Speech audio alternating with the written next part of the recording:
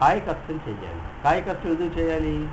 నువ్వు కాయకష్టం చేస్తే తప్ప నీకు వినయం రాదు, గౌరవం రాదు, వస్తువుల పట్ల, సంపద పట్ల మన్నన రాదు, పొదుపు రాదు, శ్రద్ధ రాదు, ఎదుటి మనిషి బీదవాడు కష్టపడేవాడి పట్ల గౌరవం రాదు. మనమంతా ఏం చేస్తాం? కష్టపడేవాడిని, చెమట వచ్చేవాడిని చాలా చిన్న చూపు చూస్తాం. వాళ్ళు మన మనుషులుగా ట్రీట్ చేయాలి.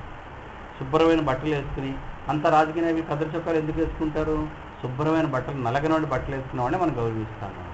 చెమట కొడుతూ చిరిగిపోయిన గుడ్డలు వేసుకుని బస్ స్టాండ్లో మోటలు మోసేవాడిని మనం సరిగ్గా చూడము. కానీ గాంధీ ఏమన్నాడు? నువ్వు కాయకష్టం చేయడం మొదలు పెడితే నీకు అది అలవాటు అవుతుంది. అందుకని ఆయన ఏ నేత పనివాడిని దృష్టిలో పెట్టుకుని మాట్లాడాడు? కబీర్ని దృష్టిలో పెట్టుకుని మాట్లాడాడు. గాంధీ గారు ఈ మాట 1921లో అన్నారు. ఒక 10 ఏళ్ల ముందు ఇటువంటి ఒక గొప్ప విచారణ ఇంకోటి కూడా జరిగింది. ఇవన్నీ చరిత్రలో రాసుకోవాల్సిన విచారణలు అన్నమాట. అవి ఏమిటంటే, ఒకరోజు షిరిడీలో ఆలయంలో సాయిబాబా మందిరంలో ద్వారకామాయిలో ఒక దొంగ పడ్డాడు. మొత్తానికి ఆ దొంగని పోలీసులు పట్టుకున్నారు. పట్టుకున్నప్పుడు ఆ దొంగ ఏం చేశాడు? ఈ సాయిబాబా నాకు ఇచ్చేది చెప్పాడా? ఇవి నీకు ఎక్కడివి రా అని అడిగితే సాయిబాబా ఇచ్చాడు, ఆయన నాకు ఇచ్చాడు కాబట్టి మీరు ఆయన అడుకోమన్నారు అన్నాడు.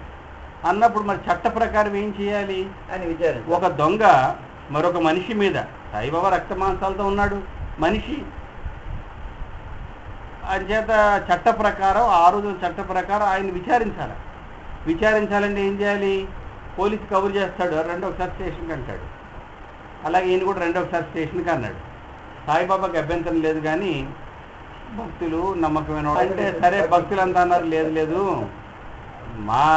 వాడెవడో చెప్పాడు మీరు ఇన్నాళ్ళు తీసుకెళ్తారు, కరెక్ట్ కాదు, మీరు చట్ట ప్రకారం విచారణ చేసుకుంటే చేసుకోండి, కానీ ఒక విచారణ చేసేవాడినో మా దగ్గర పంపండి అంటే కోర్టు ఒక మనిషిని పంపించింది. సరే వెళ్ళి అక్కడ రికార్డ్ చేసుకోవాలి, వాంగ్మూలం రికార్డ్ చేసి వచ్చాడు. నీ పేరు అని అడిగాడు. ఏం చెప్పాడు? పేరు.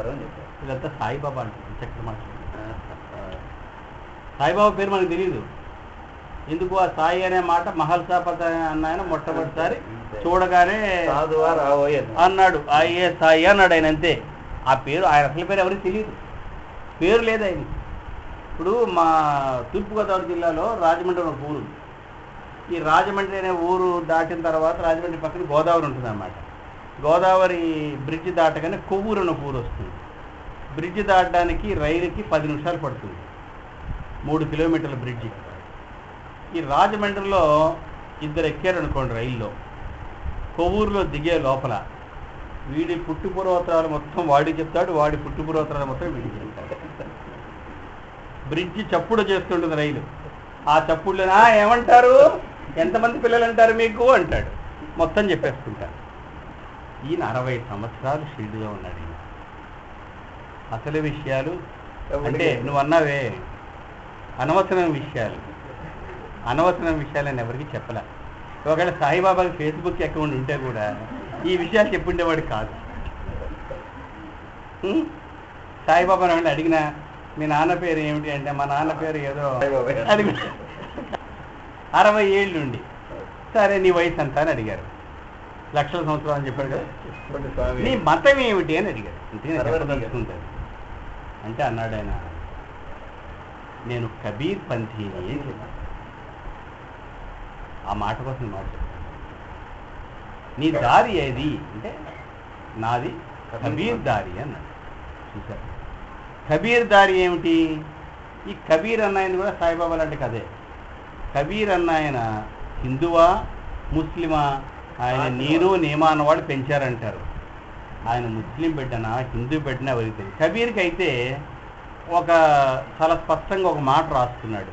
ఆయన పోయిటరీలో ఒక మాట రాశాడు. ఏం రాశాడంటే వాళ్ళ అమ్మ పేరు నాన్న పేరు రాశాడు. ఆయన కవిత్వంలో రాశాడు.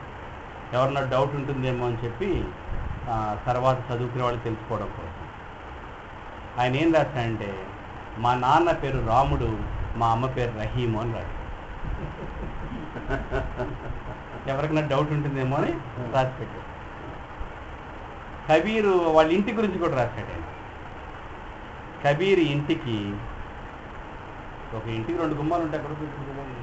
కబీర్ ఇంటికి ఒక గుమ్మం తూర్పు వైపున ఉంది, ఇంకో గుమ్మం పడమటి వైపున ఉంది అని. తూర్పు అంటే తూర్పు దేశాలు, పడమట అంటే పడమటి దేశాలు. మనం పొద్దున్న లేచి తూర్పు దిక్కు తిరిగి దండం పెడతాం. ముస్లింలు ఏం చేస్తారు? పడమటి దిక్కు తిరిగి కాబా ఎదురుగుండా కాబా అటు ఉంటుంది కాబట్టి ఈద్గాహ్ ముందు నుంచి పడమటి వైపు తిరిగి దండం అయిపోయి. కబీర్ ఇంటికి 2 ద్వారాలు ఉన్నాయి. తూర్పున ఒక ద్వారం ఉంది, పడమటి ఒక ద్వారం ఉంది. సరే, ఒకరోజు ఆయన ఒక మహమ్మదీయుడు గట్టిగా నమాజ్ చేస్తుంటారు కదా, అరుస్తుంటారు కదా, ఆయన అన్నాడు, ఏమంత గట్టిగా అరుస్తావు, నీ దేవుడు చెవుడా అని అడిగాడు. అనగానే హిందువులు చాలా సంతోషపడ్డారు.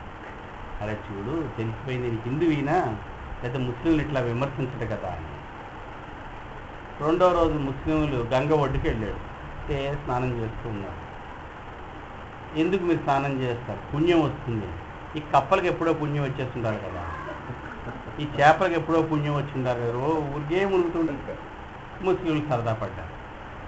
ఇద్దరికీ చెప్పాడు, సరే నాయన, మీరు గట్టిగా అరిచినందువల్ల, గంగలో మునిగినందువల్ల లాభం లేదు. అంచేత కబీర్ పంథీ అనే మాటలో అంత మాట ఉందన్నమాట. ఆ నేత పనివాడు, మొట్టమొదటి నేత పనివాడు, 2వ నేత పనివాడు సాయిబాబా, 3వ నేత పనివాడు మహాత్మా. ఈ 3 నేత పనివాళ్ళు వాళ్ళ జీవితం అంతా చేసిన పని ఏమిటంటే ఇదే పని. సాయిబాబా జీవితంలో కూడా, ఎందుకంటే సాయి సచ్చరిత్రలో ఇప్పుడు పర్సనాలిటీ డెవలప్మెంట్ స్టోరీస్ ఉంటాయి కదా, మీకు పర్సనాలిటీ డెవలప్మెంట్ క్లాసెస్ చెప్తారు. సాయి సచ్చరిత్ర మొత్తం ఒక personality development manual, personality development module అన్నమాట. చాలా అంశాలు ఉన్నాయి. నాకైతే ఒక ఆయన, నాకు కొంతమంది గురువులు ఉన్నారు. మా గురువు గారు ఒక ఆయన ఉన్నాడు. ఆయన అంటాడు, ఏమో బాబు, ఈ పుస్తకాలు నేను చదవలేదు, నేను ఒక రామచరితమానసు కూడా చదివినా సరిపోతుంది నాకు అంటాడు.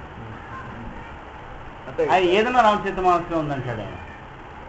ఆయన గొప్ప, ఆయన ఎకానమీ మీద మాట్లాడడం మొదలు పెడితే మేము ఒకసారి తీసుకెళ్తే ఆదిలాబాద్లో ఉంటాడు ఆయన, రవీంద్ర కుమార్ శర్మ అని గురూజీ అంటాం. ఆయన ఎకానమీ మీద మాట్లాడడం మొదలు పెడితే దేశంలో ఉన్న ఐఐటీలంతా మూగుతారు ఆయన చుట్టూ. ఆయన ఐఐటీలు తీసుకెళ్తారు పిలుచుకుని, ఎక్కడెక్కడ విమానాలు తీసుకెళ్తారు ఆయన చాలా సాధారణమైన ఒక కాదు, పంచె కట్టుకుంటాడు, చొక్కా వేసుకుంటాడు, ఆవుల్ని పెంచుకుంటాడు, వాళ్ళ ఇంట్లో రాట్నం వడుకుతూ ఉంటారు, పరిపూర్ణమైన గాంధేవాదం. ఆయన ఆదిలాబాద్ యాత్రలో మాట్లాడుతూ ఉంటే ఎకానమీ గురించి మాట్లాడుతూ, సరే ఆయన ఒకరోజు, మీరు ఇంత చక్కగా మాట్లాడుతున్నారు, ఎకానమీ గురించి ఎక్కడ తెలుసుకున్నారు అంటే, రామచరితమానసులో తెలుసుకున్నారు. రామచరితమానసులో రాముడి గురించి తెలుసుకోవచ్చు, సీత గురించి తెలుసుకోవచ్చు, ఇండియన్ ఎకానమీ గురించి ఎక్కడుందండి, మరీ మీరు టూ మచ్ చెప్తారు. నేను అది లేదు, రామచరితమానసు చదివాకనే నాకు భారతీయ ఆర్థిక వ్యవస్థ గురించి బోధపడింది అని చెప్పారు. ఎట్లా చెప్పండి అన్న. రామరాజ్యం గురించి రాస్తూ తులసీదాసు రాయట, రాముడు పరిపాలించిన కాలంలో చెరువుల్లో మట్టి ఉండేది కాదు అని రాశాడు. చెరువుల్లో మట్టి ఉండేది కాదంటే ఎలా ఉండేది కాదు అని పరిశోధించడం మొదలుపెట్టాడు. పూర్వకాలం అంటే ఇప్పటికి కూడా గ్రామాల్లో ఈ టీవీలు సినిమాలు లేని గ్రామాల సంగతి మాట్లాడుతుంది. ఇప్పటి గ్రామాల్లో ఒక ఆచారం ఏమిటంటే, చెరువులు ఉంటే చెరువుల్లో స్నానం చేసినప్పుడు, నది ఉంటే నదిలో స్నానం చేసినప్పుడు, స్నానం చేసిన తర్వాత 3 దోసుళ్లతోటి మట్టి తీసి గట్టు మీద వెయ్యాలి. అది ఆచారం. ఒక చెరువుకి పట్టే జబ్బు ఏమిటి తెలుసా? సిల్టింగ్ అంటారు. పూడు పడుతూ ఉంటుంది చెరువు. చెరువు కానీ, బావి కానీ, నది కానీ, జలాశయాలకు ఉండే వ్యాధి, జలాశయాలకు వచ్చే వ్యాధి ఏమిటంటే పూడు పట్టడం. సో ప్రతి స్నానం చేసిన ప్రతివాడు 3 దోసులతో మట్టి తీసి వేసాడు అనుకోండి, పూడు పట్టడమే ఉండదు ఎప్పటికీ. ఆ చెరువులో ఎప్పటికీ మట్టి చేరదు. చెరువులో మట్టి చేరకపోతే ఏమవుతుంది? పుష్కలమైన నీళ్లు ఉంటాయి, నీళ్లుంటే పశుపక్ష్యాదులు ఉంటాయి, పశుపక్ష్యాదులు ఉంటే పాడి ఉంటుంది, పాడి ఉంటే పంట. అయిపోయింది ఎకానమీ. సింపుల్. చూసారా? ఒకరోజు ఆయన దగ్గర కూర్చుని నేను మాట్లాడుతుంటే ఒక రాత్రి ఇలాగే మీ ఇంటికి వెళ్ళినట్టే వాళ్ళ ఇంటికి కూడా ఎప్పుడు వెళ్ళినప్పుడు రాత్రి వెళితే ఔరంగాబాద్ నుంచి ఒక పెద్ద పండితుడు వచ్చాడు, వేద పండితుడు.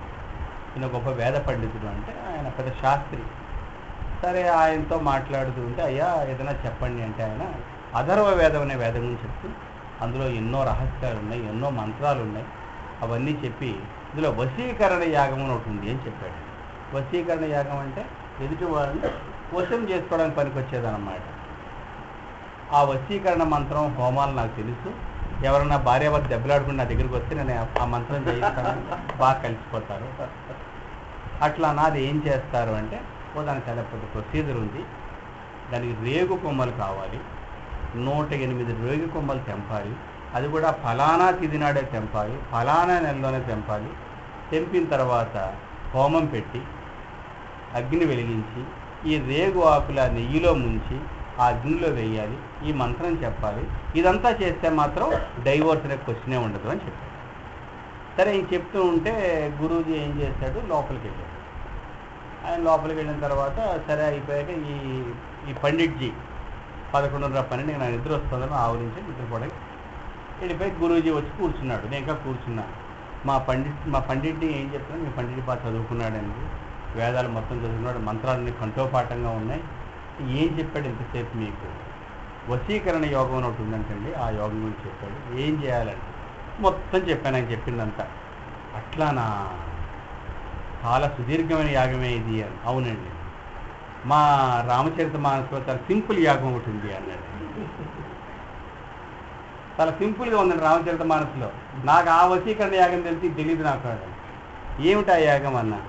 తులసిదాస్ చెప్పాట ఒక వశీకరణ యాగం. ఈ 108 ఆవాకులు తెంచి ఆ అమావాస్య నాడు తీసుకొచ్చి నిప్పుల్లో వేసి నెయ్యి వేసి ఇదంతా చేయగలదంట. ఆ యాగం ఏమిటంటే వశీకరణ జో మంత్ర హై, చాలా చిన్న మంత్రం అంట. ఏమిటంటే ఎదుటి మనిషి కనబడ్డప్పుడు చిరునవ్వుతో పలకరించు. ఆ అధర్వవేదం, ఆ మంత్రం, ఆ యాగం అదంతా ఏమిటి? ఇదొకటి. అటువంటి పుస్తకం సాయి సచ్చరిత్ర. సాయి సచ్చరిత్ర చదివితే జీవితంలో చాలాసార్లు యాక్చువల్గా సాయి సచ్చరిత్ర పుస్తకంలో ఉండే చాలా మాటలు కబీర్ మాటలు. అంతే సార్, చాలా చాలా. కబీర్ ఒక మాట రాశాడు. ఏం రాశాడంటే, నన్ను ఎవడైతే తిడుతున్నాడో, నన్ను ఎవడైతే దూషిస్తున్నాడో వాడికి నా స్వాగతం, నా ఇంట్లో వాడికి ఓ ఇల్లు కట్టించి పెడతాను అని. నేనుండే ఇంట్లో వాడికి కూడా గది వేస్తాను అన్నాడు. ఎందుకంటే వాడు రోజు నాకు సబ్బుతో పని లేకుండా స్నానం చేయిస్తాడు అని. సాయిబాబా కూడా అది చెప్పాడు. నువ్వు ఎవరినైనా తిడుతున్నావని అంటే ఏమిటన్నాడు ఆయన? సాయి సచ్చరిత్ర మన ప్రాంతాన్ని వాడు తీసుకుంటాడు, పంది మలాన్ని పుచ్చుకున్నట్టు. చూడండి, అటువంటి అది మన ఎవరికంటే మహోపకారం చేసేవాళ్ళు కబీర్ మాట్లాడు. ఇంతకీ కాయకత్వం చెప్తున్నా. అందులో ఒక చోట ఒకరోజు ఆయన ఎందుకో తెలీదు రాధాకృష్ణ మా ఇంటి మీదకైనా నిచ్చెన వేసుకుని నిచ్చెన తెప్పించుకుని గోన్కర్ అనే వాడి ఇంటి మీదకి ఎక్కి రాధాకృష్ణ మా ఇంటి పైకి ఎక్కి అవతలకి దిగాడు. ఆయన ఎందుకు చేస్తాడో తెలియదు ఆ విషయం. కానీ అది వదిలిపెట్టండి, ఆ నిచ్చెన తెచ్చినవాడు $2 ఇస్తాడు. ఆ రోజుల్లో అనా ఇది కూడా లేదు. ఆ రోజుల్లో $2 అంటే ఇప్పుడు కూడా అందరూ $2 అయితే సాయిబాబా గుడిలో. ఆ రోజుల్లో $2, ఈ రోజు $2 ఒకటి కాదు. ఆ రోజుల్లో $2 ఇచ్చాడు, $2,000 చెక్ ఇవ్వాలి అక్కడ మనం. అంటే ఒక నిచ్చెన వేసిన వాడు $2 ఇచ్చాడు అని అంటే చాలా విలువైన పాఠం అది. ఎందుకంటే అది అమ్మకం ఇప్పుడు 2 అణాలు ఇచ్చినప్పుడు అది కొనుక్కున్నట్టు అవుతుంది. $2 ఇచ్చినప్పుడు అది అమ్మకానికి కొనుగోలుకి దాటిపోయిన విషయం. కబీర్ మాటలు కూడా కదా. కబీర్ ఏమంటాడంటే, సాధు నీ అమ్మకాలు కొనుగోళ్లు తొందరగా తేల్చేయి, ఎందుకంటే నువ్వు వెళ్ళబోయే దేశంలో సంతలు దుకాణాలు ఉండవు అని. సంతలు దుకాణాలు లేని లోకంలోకి వెళ్ళాలి మనం. సంతలు దుకాణాలు లేని లోకంలోకి వెళితే ఎవరైనా మన పిలిచారనుకోండి, వాళ్ళు మన తూకానికి మన క్యాలిక్యులేషన్స్కి దాటి మన పట్ల ప్రవర్తించారనుకోండి, అది జీవితంలో మరవలేని విషయం. అటువంటి ఔదార్యాన్ని మనం ఎప్పటికి కూడా మరవలేము మనం. అది అటువంటి ఔదార్యాన్ని ఆయన దగ్గర ప్రతి ఒక్కళ్ళు అనుభవించారు. ఆ ఔదార్యం మామూలు ఔదార్యం కాదు. మా జీవితంలో మాకు కూడా ఎన్నో అనుభవాలు ఉన్నాయి. అట్లాంటి అనుభవాలు, ఊహించలేని అనుభవాలు. మేము షిరిడీ వెళ్ళిన రోజున, మొదటిసారి షిరిడీ వెళ్ళినప్పుడు నాతో పాటు 2 హెడ్ మాస్టర్లు కూడా ఉన్నారు. ఆ రోజుల్లో ఇంత రష్ లేదు. మాకు ద్వారకామ ఎదురుగుండా హారతి కనబడేంత దూరంలో గది దొరికింది. సరే ఈ ఉండిపోదాం రాత్రి ఇక్కడ, పొద్దున మట హారతి చూస్తామని అంటే ఈ మా హెడ్ మాస్టర్లు ఇద్దరు లేదు రేపు పొద్దున రిపబ్లిక్ వెళ్ళిపోవాలి, మనకి టైం లేదు, వెళ్ళిపోదాం సార్ అంటే పొద్దున్న వెళ్దామంటే లేదు సార్, ఒకడు ఔరంగాబాద్ పోతున్నాడు, ఒక బండి ఖాళీగా పోతోంది, ఆ బండి దొరికింది సార్ అందుకనే వెళదాము అని. ఆ బండి దొరకకపోతే అని ఉండేవారు కాదు. బండి దొరికింది సార్ వెళదామని అంటే సరే బండి దొరికింది అన్నాడు కదా అని బయలుదేరాం. మధ్య వెళ్ళాము, దేవుడికి దండం పెట్టుకున్నాం, వచ్చాం. మేము ఏ బండిని అయితే నమ్ముకుని బయలుదేరామో ఆ బండి షిరిడి దాటి 10 కిలోమీటర్లు వెళ్ళిన తర్వాత ఆ బండి ఫెయిల్ అయిపోతే బాధలా ఆ బండి వాడి దగ్గర కానీ మా దగ్గర ఎవరి దగ్గర అగ్గి పెట్టుకోలేదు. చిమ్మ చీకటి, మిడుగురు పురుగులు వెళ్తూ తప్ప ఏమీ లేదు. ఒక అగ్గిపెట్టి దొరికితే తప్ప వాడు ఆ టైర్ మార్చలేడు. అంటే ఒక బండిని నమ్ముకున్నాం మేము, సాయిబాబాను నమ్ముకోవడం మానేసి. పెద్ద గుణపాఠం అంత జీవితంలో. సాయిబాబా దగ్గర అందరూ మెరికల్స్ గురించి మాట్లాడతారు కదా, మెరికల్ అంటే పెద్ద మెరికల్ లైఫ్. మొట్టమొదటి పాఠం బండి దొరికి నేను అనుమతి పడితే అర్థమైంది. సార్ మీరు ఉంటా అన్నారు సార్, ఈ బండి అనుకున్నాం సార్. సరే ఓకే. భగవంతుడంట మహాత్మా గాంధీ రాశారు, భగవంతుడు ప్రజాస్వామ్యంలో భగవంతుని మించిన వాడు లేడు అని రాశాడు గాంధీ. గుర్తుపెట్టుకోవాలి మాట. భగవంతుడు గొప్ప డెమోక్రాట్ అంట. అంటే ఏమిటి? భగవంతుడు నీకు 2 దారులు చూపిస్తాడు, ఈ దార ఆ దార. భగవంతుడు ఎప్పుడూ కూడా నువ్వు ఈ దారిలో నడని అండు. బాగా గుర్తుపెట్టుకో. నా అనుభవం నేను గ్రహించిన విషయం చెప్తున్నాను. భగవంతుడు ఎప్పుడూ కూడా he will give you an option, a choice. ఎంపీసీయా బైపీసీయా, కెమికల్ ఇంజనీరింగా మెకానికల్ ఇంజనీరింగా, ఫేస్బుక్కా ట్విట్టరా, ఒక ఆప్షన్ ఇస్తాడు, ఎంచుకునే అవకాశం ఇస్తాడు. నువ్వు ఎంచుకున్న తర్వాత అత్యంత నిరంకుశంగా ప్రవర్తిస్తాడు భగవంతుడు. ఇది అంటే ఆయన మొదటి డెమోక్రాట్, తర్వాత డిక్టేటర్. నువ్వు ఎంచుకున్న తర్వాత అత్యంత నిరంకుశంగా. ఎందుకు? నువ్వు ఎంచుకున్నావు. అందుకని గొప్ప భక్తులు చాలా గొప్ప భక్తులు చాలా తెలివైన వాళ్ళు అన్నమాట. ఇది ఒక బేరసారాలనుకో, ఓ లావాదేవీ. చాలా తెలివైన భక్తుడు ఏం చేస్తాడంటే ఆలోచిస్తాడు, ఎందుకు నేను ఎంచుకుంటే ఏమవుతుందో, నువ్వే దాన్ని యేసుక్రీస్తు అన్నాడు, దై విల్ బి డన్, నీ సంకల్పమే నెరవేరని, దై విల్ బి. సో మేము ఆ రోజు ఆయన వీల్ చేయలేదు, వీ సెలెక్టెడ్, ఎంచుకున్నాం. బండి ఫెయిల్ అయింది. ఎలా ఫెయిల్ అయింది? ఎక్కడ ఫెయిల్ అయి ఉండొచ్చు, ఔరంగాబాద్లో కూడా ఫెయిల్ అయి ఉండొచ్చు. ఎక్కడ ఫెయిల్ అయిందంటే చిమ్మ చీకటి, అగ్గి పెట్టుకోండి. అది అత్యంత హీనమైన పరిస్థితి అన్నమాట. సరే మొత్తానికి ఒక నమస్కారం చేశాను, తప్పు చేశాను. సరే ఔరంగాబాద్ వెళ్తే మీరు అజంతా ఎక్స్ప్రెస్ 11ంటికి వెళ్తుంది, 11 అయింది. ఔరంగాబాద్ ఎంటర్ అయ్యాను. డ్రైవర్ చెప్పాడు, మీరు అజంతా ఎక్స్ప్రెస్కి వెళ్ళాలనుకుంటే రైల్వే స్టేషన్ దింపుతాను, కానీ 11ంటికి అజంతా ఎక్స్ప్రెస్ వెళ్ళిపోతుంది, మేము బస్ స్టాండ్లో దింపమంటారా? మేమేమనుకున్నామంటే జరిగిన తప్పే జరిగింది, క్షమించమైతే కోరుకున్నాం, చూద్దాం. వెళ్ళాం. వెళితే మేము రైల్వే స్టేషన్కి వెళ్ళగానే పట్టాల మీద రైలు కనబడింది. ఆ లోపల అడుగు పెడుతూ అదేమి రైలు అంటే అజంతా ఎక్స్ప్రెస్ ఉంది. అప్పటికి 11:15 చాలా పెద్ద సమస్య వచ్చిందన్నమాట. ఏమిటా సమస్య? టికెట్ కనుక వెళ్ళినప్పుడు రైలు వెళ్ళిపోతే, టికెట్ కొనుక్కుంటాం, రైలు వెళ్ళిపోతుంది, ఏం చేయాలి? బట్ ఈ థాట్ ఎంతసేపు రైలు ఉంది కదా, ఏమో కానివ్వు. ఒక ఆయన టికెట్ తీసుకురా అన్నాం. మీరు నమ్మలేరు, నమ్ముతారు, సాయిబాబా భక్తులు కాబట్టి. మేము టికెట్ కొన్న తర్వాత మాలో చిట్ట చివరి మనిషి మొట్టమొదటి మెట్టు మీద కాలు పెట్టిన తర్వాత, పైకి ఎక్కడానికి ఉండే మొట్టమొదటి మెట్టు మీద కాలు పెట్టిన తర్వాత